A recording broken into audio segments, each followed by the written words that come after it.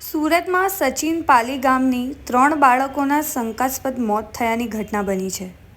12 વર્ષ, 14 વર્ષ અને 8 વર્ષની તમામ બાળકીઓના મોત થયા છે। તબિયત લથડતા સારવાર માટે ખાનગી હોસ્પિટલ ખસેડવામાં આવ્યા હતા। બાદમાં સિવિલ હોસ્પિટલ ખસેડવામાં આવ્યા। મૃતક બાળકોના શંકાસ્પદ મોતને લઈને ફોરેન્સિક પીએમની તાજવીજ શરૂ થઈ છે। બાળકોના મોતનું ચોક્કસ કારણ પીએમ રિપોર્ટ બાદ સામે આવશે।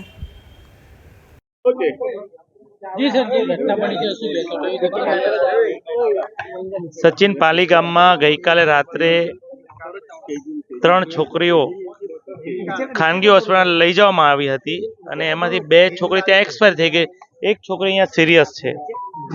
પણ ઇન્વેસ્ટિગેશન થતા એમના પેરેન્ટ્સને કોઈ કીધું આઈસ્ક્રીમ, તો એમના પેરેન્ટ્સને હું મળ્યો કે અમારી પાસે આઈસ્ક્રીમમાં બી પૈસા નતો, મારી છોકરી ક્યાંથી ખાય।